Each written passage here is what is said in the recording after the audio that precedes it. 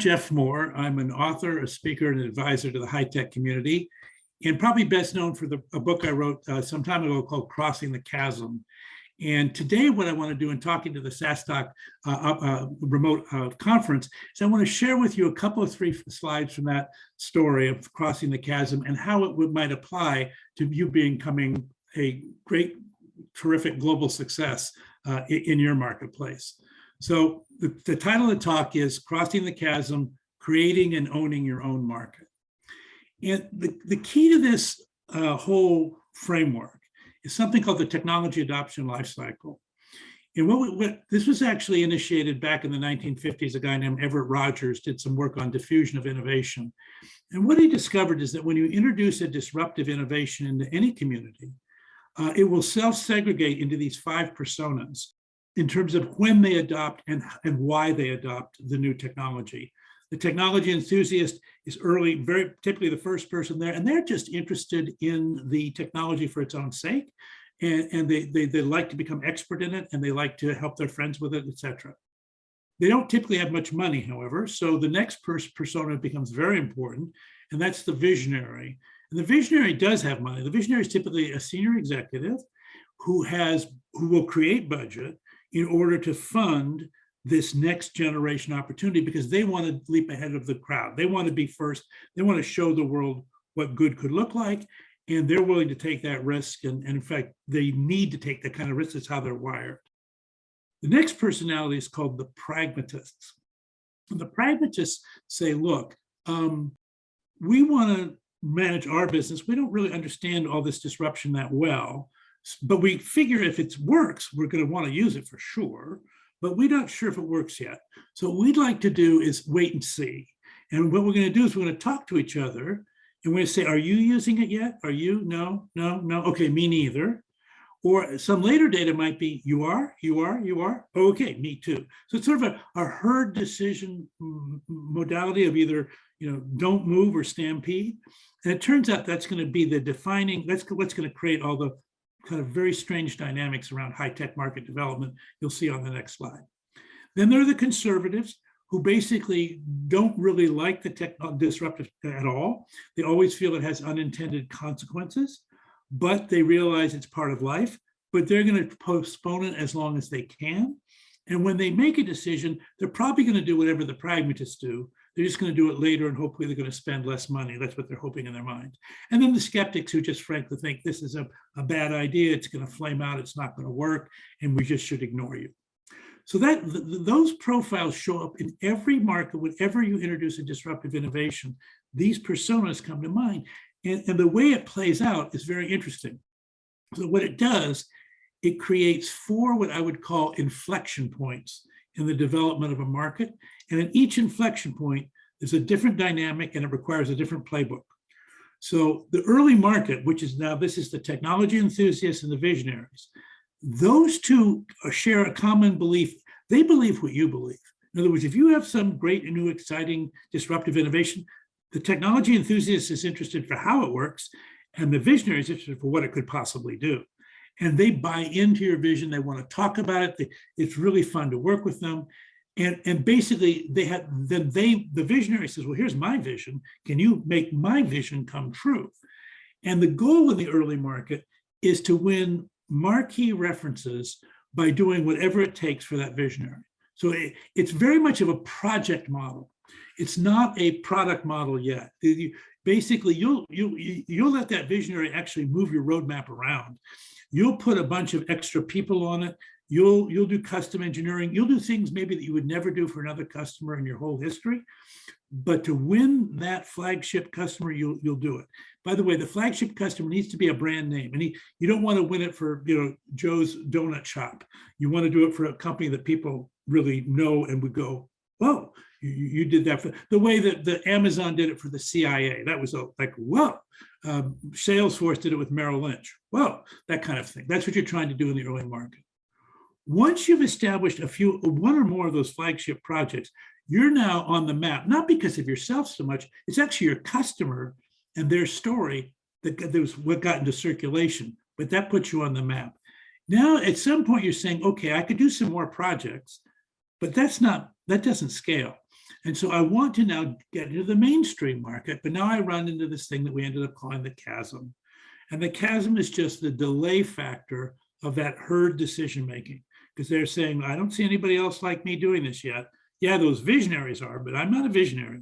So I don't know if it's safe to go in the water yet.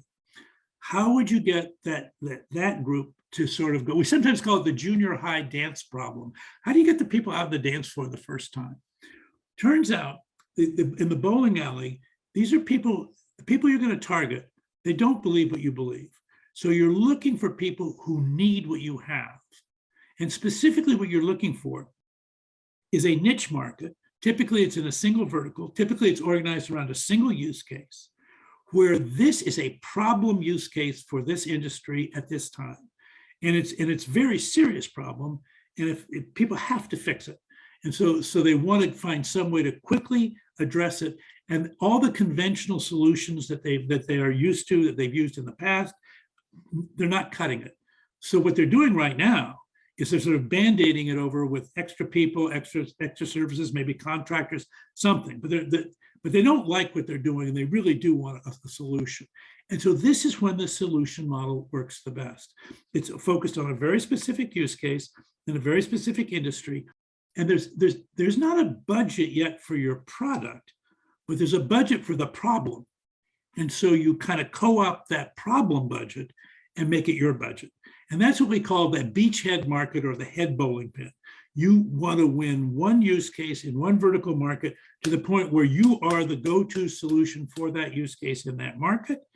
And then you can expand into adjacent segments, which would be called more bowling pins, where you either have the same customer with a slightly different use case or the same use case with a slightly different customer, but you're kind of working off of that first success. And pragmatists like to see that success. Now, at some point, when you have enough bowling niche market examples, the world goes, well, hang on. This isn't just for niche markets. This is for anybody. This is like the cloud computing isn't just for, Facebook and media companies. Everybody can use cloud computing. Mobile computing isn't just for Uber. It's for, we can use delivery services for anything. And in the tornado, then the customers come rushing into the category for the first time. And they don't say we believe in the category. They don't even necessarily say we need the category. They say we want the category because this is what everybody else is doing. It's kind of, you call it FOMO, fear of missing out. And so you capture, this is when, for the first time, there is budget, and everybody has budget, and they're going to spend it.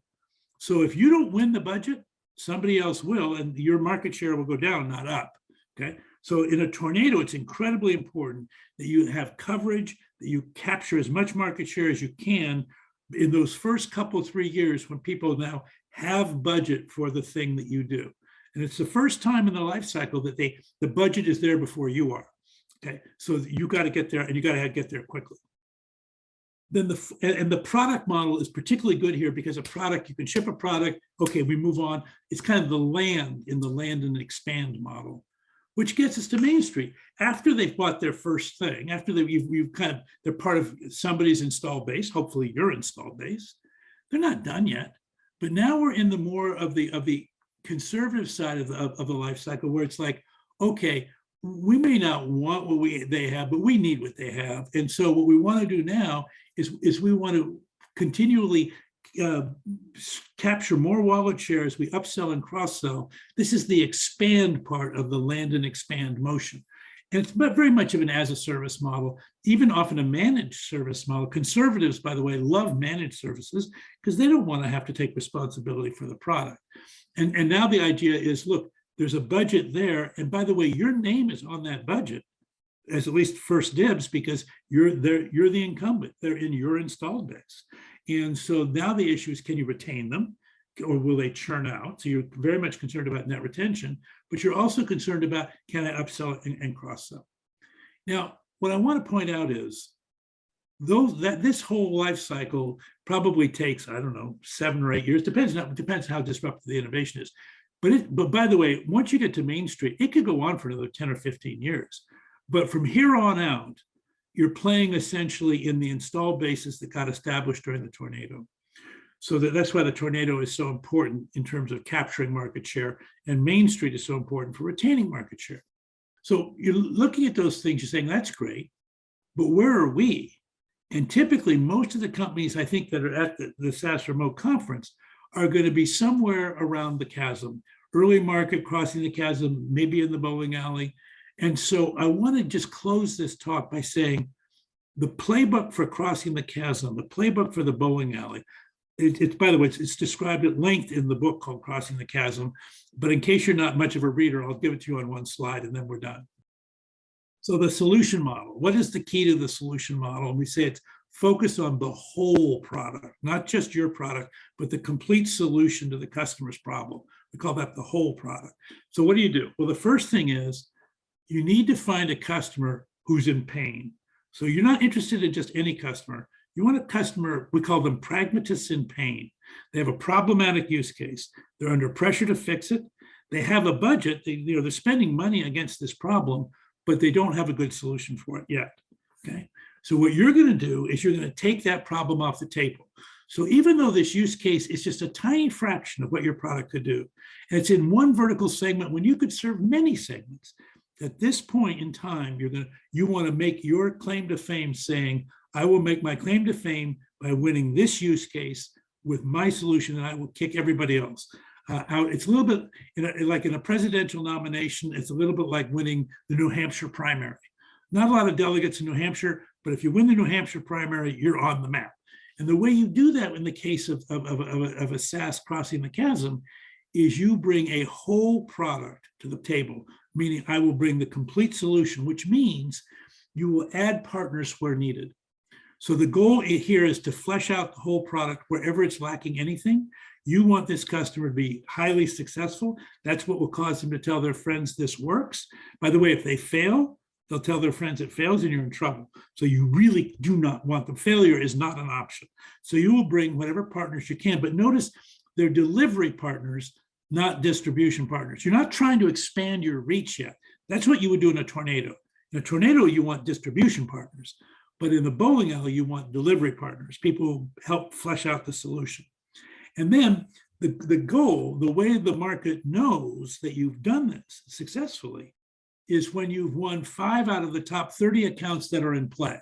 Now, not every account buys every year, but if people are buying, and the people that made buying decisions in the past year, if you win 5 of the top 30 of those companies, or if maybe only 5 or 6 made the decision, but if you got to win the top 5, what happens is the industry goes, oh, you're the solution. You guys are the answer.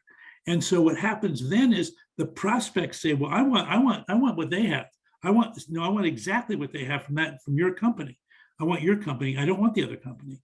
And then the ecosystem of partners who help deliver, say, well, if you're winning the deals, I want to be on your team because I want the extra business for my company. And that's what causes the market to organize around you. And once a niche market organizes around your company, you've become a going concern. You are now you are a permanent piece of the landscape because those customers will not let you go away, and the ecosystem partners will continue to support you. Even if in other segments or other parts of the world, other companies are winning. In this segment, you're going to be the winner. So if you do that, I get to say to you, congratulations, you've just crossed the chasm. And with that, I'd like to stop the share and say thank you very much. It's really a pleasure to have a chance to share these ideas with you. I hope they're useful to you.